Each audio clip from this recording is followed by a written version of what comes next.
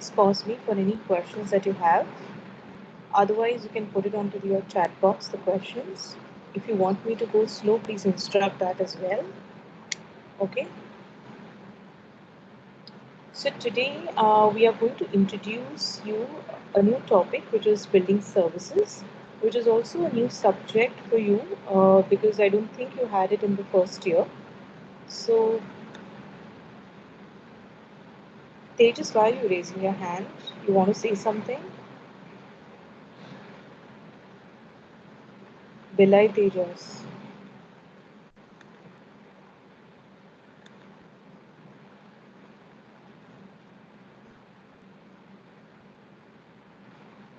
I think he did it accidentally. Okay. So let's try and understand what is building services. What are building services? Any building should be designed with features to provide better lighting, comfortable space, temperature, air quality, convenient power and communication capability, high quality sanitation and reliable systems for the protection of life and property. These qualities are attributed to the buildings by incorporating building services systems. Basically, whatever building that you have designed and you have executed which stands on land, it has to run, it has to operate continuously. And building services is that integral part of your architectural design which helps the buildings to operate well for their occupants as well as for themselves. Because you have to also understand that the buildings undergo a lot of wear and tear as you utilize them. They contribute largely to the sustainability and functioning of a building. Building service design is the process of ensuring that a building is fully equipped for use in terms of how its mechanical and electrical elements come together to provide a comfortable and serviceable environment.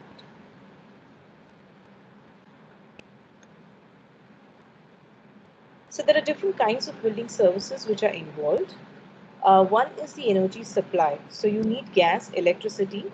Renewable sources is something which is a later addition because of climate change and looking for more greener ways of generating energy for the building to operate and maintain. Heating and ventilation or cooling, which is nothing but conditioning of the air. Water drainage and plumbing. Daylighting and artificial lighting. You have escalators and lifts so that you can try and reach the vertical heights with ease. Ventilation and refrigeration, harnessing solar, wind, and biomass energy, which are nothing but renewable sources of generating energy, which can be used in the form of electricity or even in terms of your heating, ventilation, and cooling.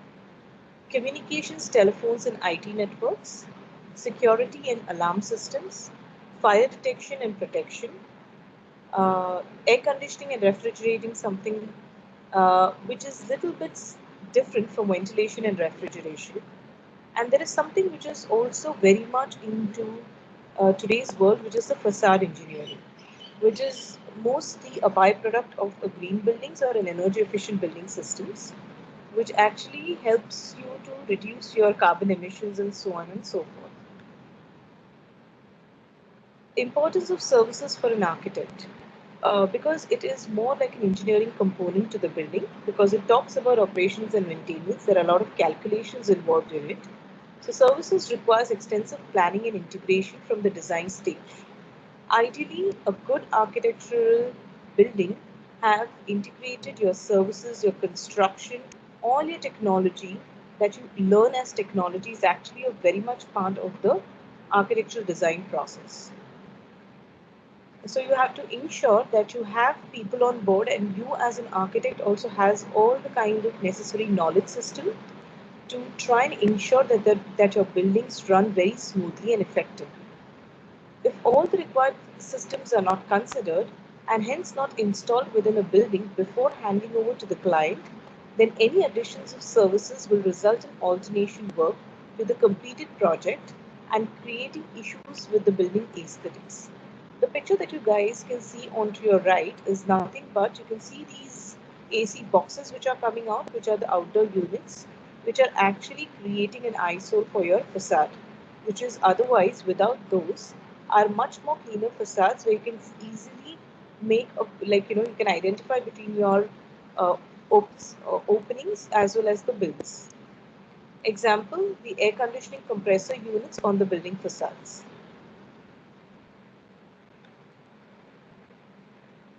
The space required for installation of these building systems and their subsequent maintenance during the lifetime of the building has to be taken into consideration. As you all will grow, as you all move from your second year to the final year, the complexity of the technology subjects is going to increase. Because within this 5 years, you will get an exposure to a different array of systems, how complex they are, what kind of different systems you have to work together with or integrate to ensure that your building runs very smoothly. And for all of these, you will require a certain space planning because all these services are going to take up a lot of space within your floor space that you're going to design other than the ones which you design as your offices or your floor plates which takes up your like if it's a house floor plate, then there will be a kitchen, bedrooms, and things like that. But definitely, then there needs to be a space for services as well. For an individual project, unless there are plans for future expansion, the planning of services is carried out to fulfill the present requirements. In case of projects of urban scale, the services are installed in the present, taking into consideration future requirements. So you have to make sure whatever systems that you install in terms of services for your design is definitely going to go through a lot of alterations over the period of time. Because sometimes what happens, you might have changed the function of the building. Then definitely whatever you designed for has changed. And that's why you need to incorporate more changes within those. In the present scenario, it is essential to take environmental friendly systems into consideration.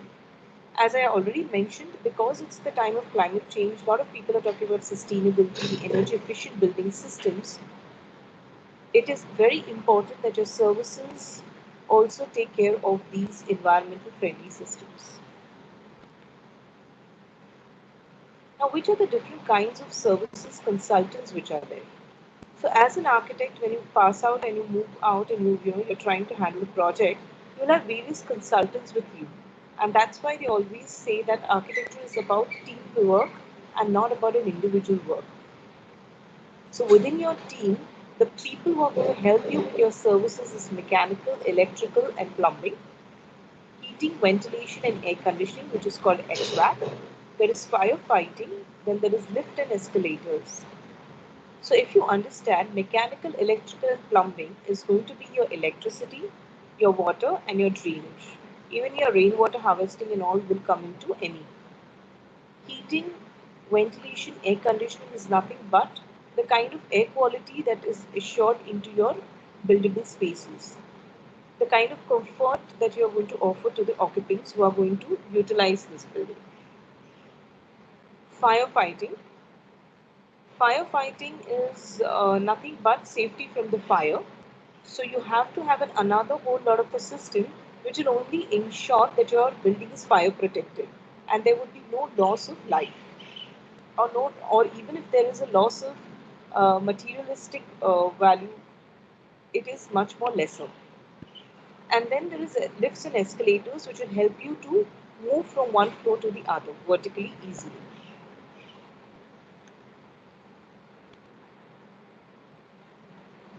Okay, there is a question, what do mechanical services concern in MEP? As I told you, it is electrical. Okay, so you will have your telephone wire, EPBX, that we call it as, because there will be data lines or internet, your normal electricity. If you have residential, then your hot water systems, you might have boilers or you might have solar panels on the top. In terms of even for your running of your fans and all, so MEP also helps you to run your HVAC system because you will require a lot of electricity, which is going to pump your refrigerant and things like that within your air conditioning unit to ensure that there is cool air within the habitable spaces. So MEP is the larger umbrella under which all the other systems are going to work in place. Firefighting is totally different because firefighting has, so What happens is, as an architect, when you create the plans, you will have to actually get an endorsement of the fire officer. So, which means you need to submit it.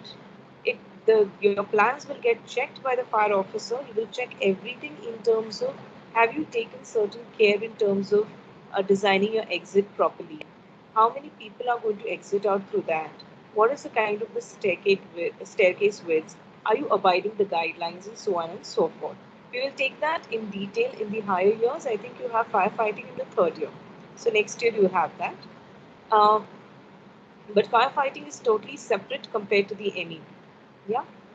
The role of MEP has increased over the period of times because when you go for green buildings, what happens is you need to ensure and supply and submit each and every documentation that goes under MEP. What kind of cables that you've used, what kind of plumbing systems that you have used, what is the material, what is the gauge, what is the pressure, there are too many details of it as you go. But right now, MEP is the larger umbrella under which it will ensure that everything is working. So the electricity that is required to function the lifts and escalators is your MEP guys are going to give you. I hope Shravan have answered that question of yours. There is something which is called a service call. What happens is when you have very large buildings, like for example, let's take an example of a mall, because most of us are familiar with the mall building. Imagine the kind of lighting that goes into the mall. The moment you enter, okay, you have a machine which is the security check machine, which actually screens your baggage and all. It runs on electricity. As you come in, you will have your air conditioning running in. You'll have a lot of lights. You will have your ambient lighting, which is nothing but your corridor lighting, as well as within each shops, they will have their own ways of lighting their shops depending on the products that they are selling, right? There is music that is running constantly. There are events that are happening. All these things are being taken care of by the services which are installed in the building. Now, service core is something wherein you try and create a hub of all these systems so that they are not being spread apart, because maintenance and running of those lines becomes very cumbersome.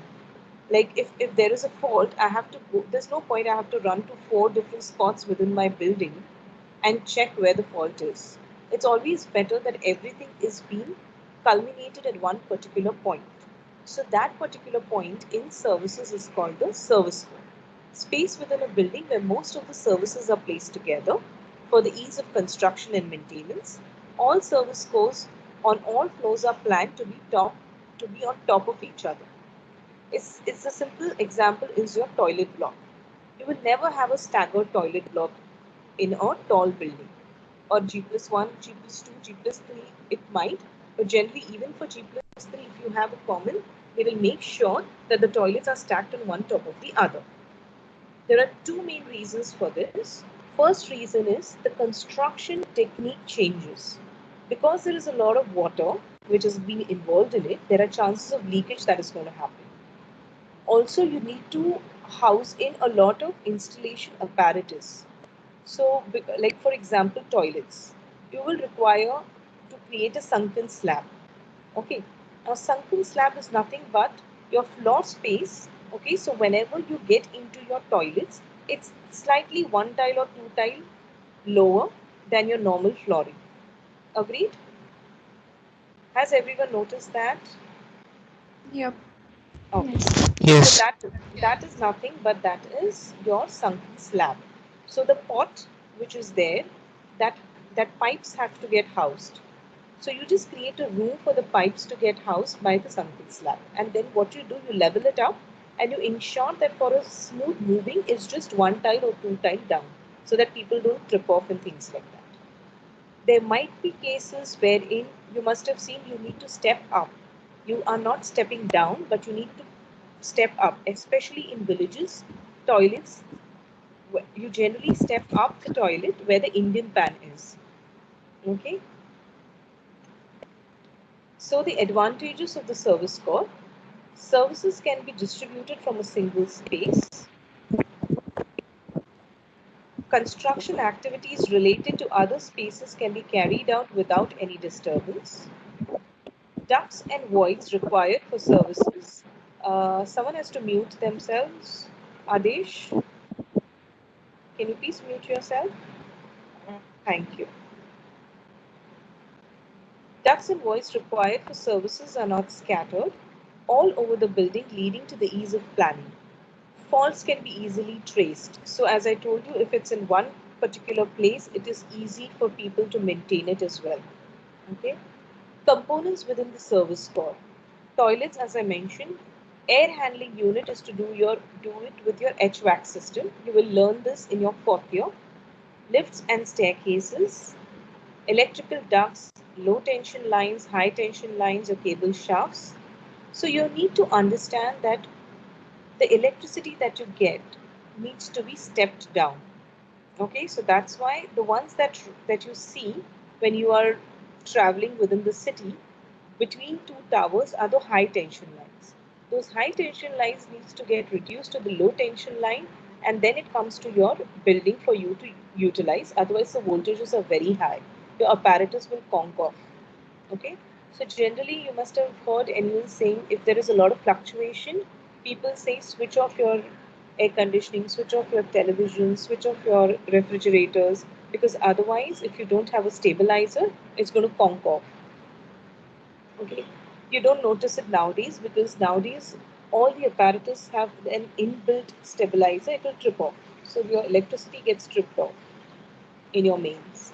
Yes, Shreya, you can ask question. I had a question about the fact where you said that faults can be easily traced. But if Yeah. all the services are at the same place, if you want to repair something or if there's something, won't it take more time for you to figure out in which part of it the fault is No, actually in? no. What happens is each and every services have their own ways of coding, have their own ways of creating drawings as well, and each will have its own specialized space. It's not like like your computer desktop and all wires are entangled. It's not going to happen like that.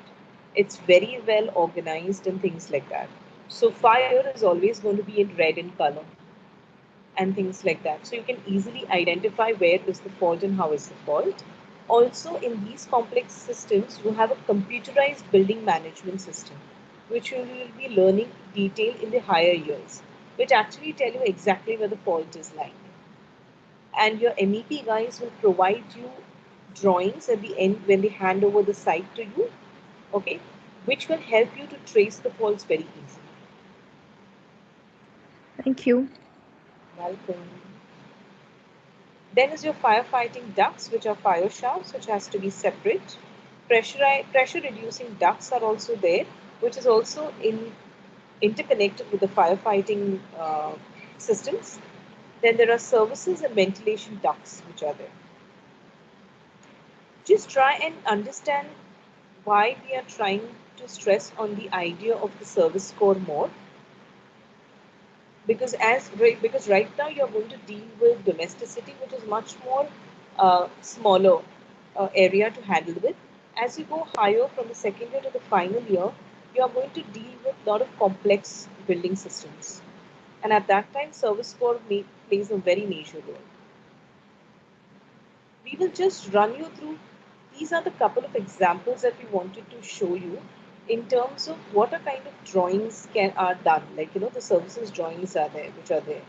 So in this example, all services are planned in two groups due to their high quantum. So if you see, they have one service core onto your right hand side and one onto your left hand side. Okay, an entire floor plate is surrounding this core. The entire commercial space is available and it's without hindrance. You won't have anything running. Like for example, you see, example is when you get into a mall, you never see pipes hanging here and there, right? You never see that there is a horizontal pipe running from one end to the other of the toilet. You'll always have toilets stuffed in one side of a building, and you will always have them one top of the other. They won't be staggered as well. So that's what this is trying to tell you. These are the kind of service cores that you look. So in your residential buildings, your staircase with your lift shaft, there will be an electrical duct, that is the service core. Okay. This is the service core in detail. As I told you, there are staircases. There are number of lifts because looks like it's like a high rise that they have created. They have toilet blocks and then they have AHUs. AHUs are nothing which are called air handling unit. Air handling unit is involved with the HVAC system of the building, which is heating, ventilation, and conditioning, air conditioning.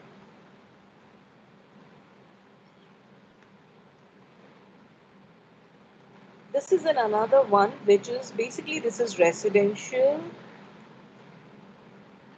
project which talks about, as I told you, staircase, you have your lifts, and these are the spaces which are being designed, your houses which are there. Okay, and look at the ducts which are there next to the houses.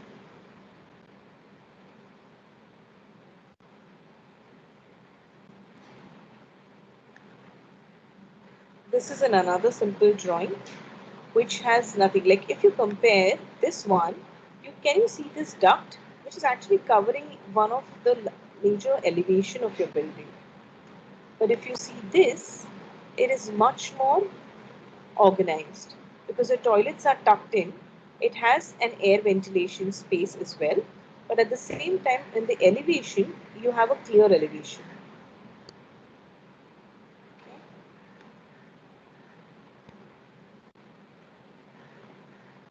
This is actually your strike drainage apartment. So the rectangular things that you see is the ICs, inspecting chamber. So we will be doing that in detail in the second year. These are your terrace surface drainage for the building, apartment buildings which are there. Nothing but how do you take care of the rainwater that comes? You don't want that dampness, right? Most of us face this issue of dampness, especially in the monsoon because the water ingress happens within the structure. Yeah. Yes, Shreya? You said the toilets are always stacked on top of each other, right? Yeah. So, for example, I have a G+2 building, but on the ground floor, I want to keep it like a lobby so that I don't want any toilets. So, the first floor and the second floor, the toilets are stacked over each other. But then, how will the services play out then if there are no toilets in the ground floor? Okay, so when you don't have toilets in the ground floor, then it's the classic example like the stills that you see in your residential buildings, right?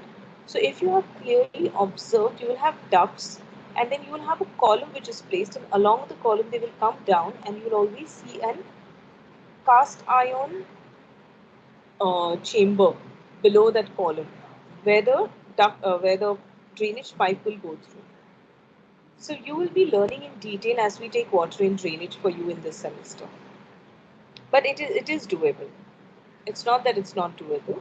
It's just that increases the cost of the building as well. And G+2 is not a problem as I told you. As you go higher and higher, then that becomes an issue.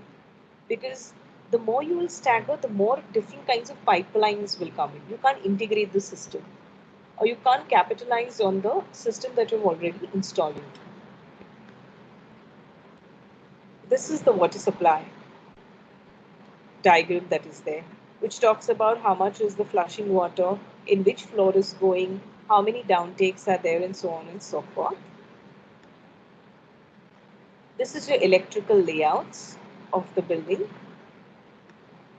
In the same building plan, you have the firefighting. These are nothing but a sprinkler system.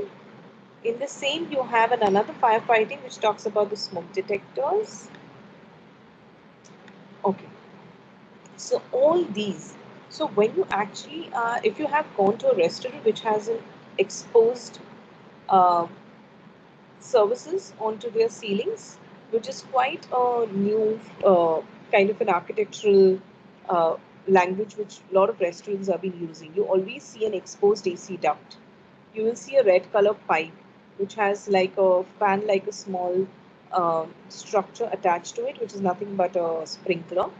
You will always have the electrical lines, which are, there will be these metal trays which will be taking the electrical lines along with them. All these systems have to come together in one system, in one building. and that's why we are stressing on this subject of advanced services, is that it is very important to understand the fundamentals of it.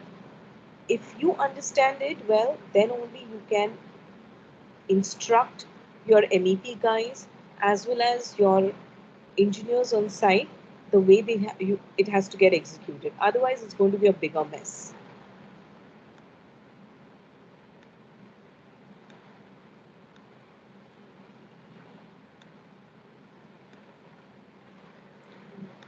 Why it's not moving?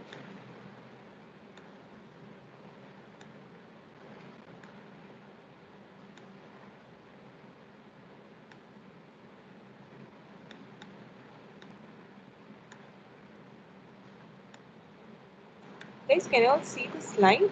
That is okay. Yeah, it is fine. Sorry. So let's understand the arc of service in the 5 years of uh, architectural education. Before that, let me just.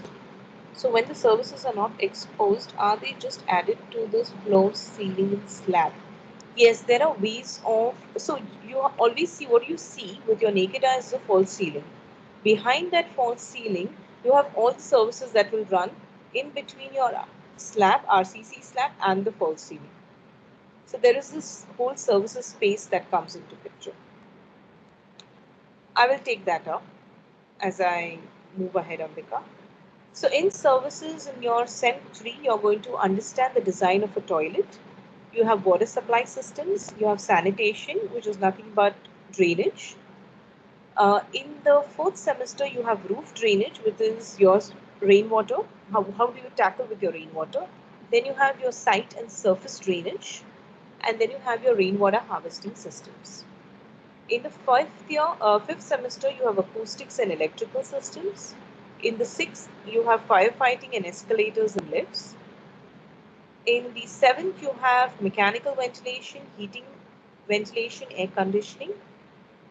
Then you go for your PP, and in the ninth semester, you have advanced building services, which are much more complex systems, more like an automated, the whole concepts of zero net carbon buildings and things like that. Then your intelligent buildings, all those will be covered under SEM 9, which is your advanced building systems. So these are the topics under design of the toilet. So here we'll be looking at toilet planning and spatial requirements, significance of ventilations and importance of ducts in service core, plumbing and sanitary fixtures within a toilet, their sizes and positions, finishes within a toilet, environmentally friendly innovations. In water supply, we look at the direct and indirect water supply from the buildings, connection from the municipal water, exactly from where do we source the water and how does it enter our buildings, our site. From the site, how does it enter our building? And from the building, how does it enter our taps? Then the design of the entire water storage tanks, your taps and valves, everything that is required for the smooth functioning of the toilet in terms of water supply. Now, when you have learned and got the water in, you have once you utilize it, that utilized water has to move out of your bathrooms, right, or your wash basins and sinks. So that comes under sanitation, wherein systems of sanitary appliances and the user space requirements, various types of traps used with appliances, drainage and water supply connections to various appliances, systems of building drainage, design of underground drainage systems, inspection chambers, disconnecting chambers. These are nothing but all are the components of building services that come under sanitation. So, if I have to stop here and ask you, does services is going to be one of the interesting subject that you're looking at within your architectural education? A lot of people say no, because they only think that it is about pipelines and trying to create the connection between and make it more functional. Okay, traps are nothing but they are something that actually captures the foul smell and at the same time they allow the stale utilized water to move out of the system. Okay, so something that you see in your bathrooms, at the corner there is this jali, which is called the Nani trap. So Nani trap is there, and that trap allows the water to move out, and but at the same time it has something which will make sure that there is no foul smell that comes from the pipe back into your toilets.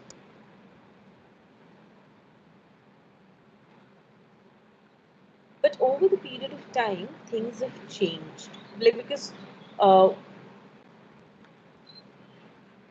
this is one of the examples. No, it's not a filter.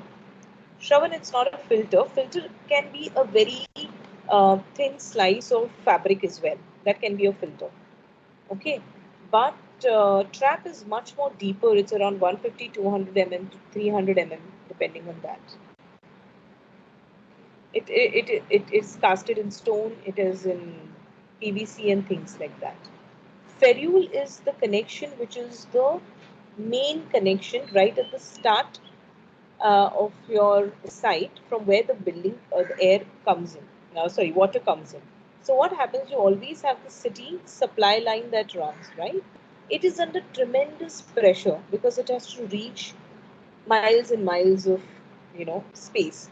So what happens is you require something like a ferrule, which is like an attachment from where you will extract the water from the main running line.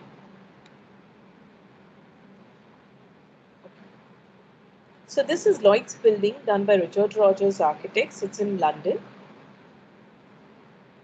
Now, if you understand, this was one of an epic building in architectural history, because the architect actually chose that he will try and create an architectural language using the services and trying to expose the services of the building.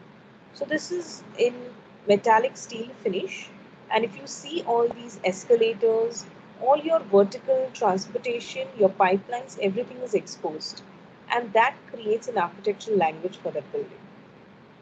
Okay. The next comes is the Pompidou Exhibition Center by Richard Rogers again. But you see now these are your water tanks, which are right in the red blocks there. The blue pipes that are coming down are nothing but your HVAC system. The three kind of spouts that you see that are coming from the ground are nothing but your mechanical ventilation outlet for your basements.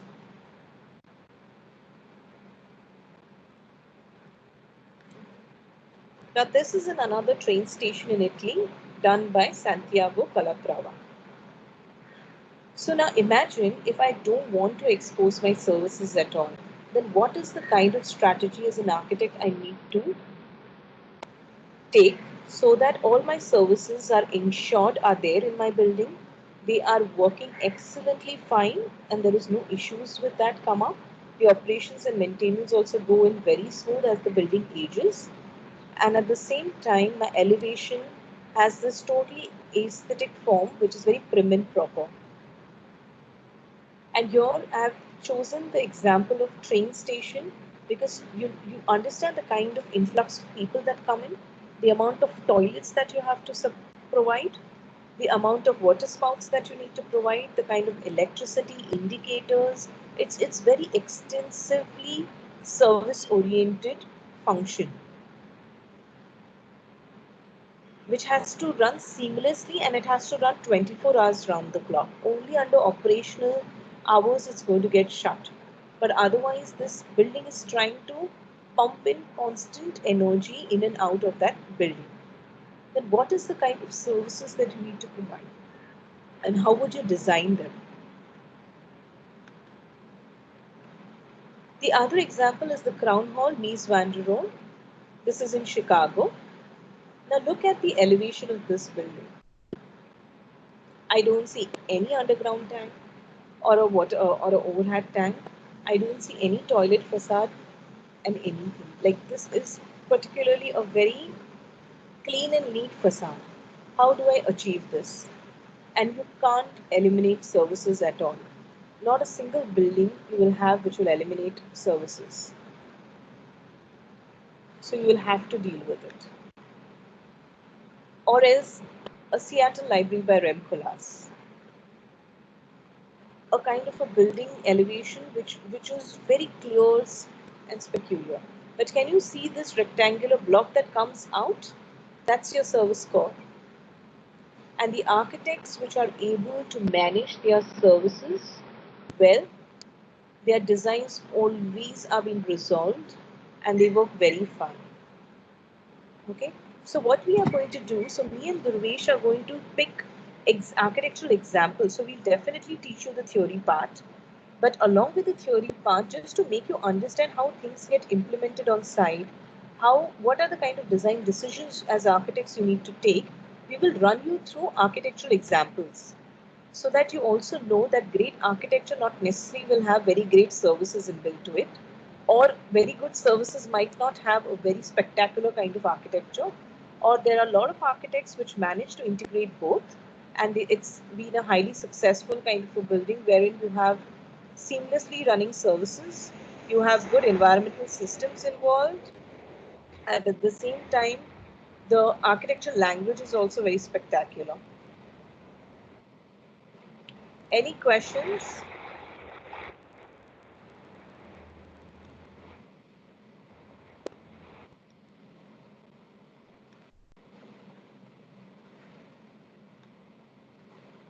Any questions, guys? So this was just an introduction to services, but as faculties, we really want to tell you that don't treat it as an ancillary subject. It's very much integrated.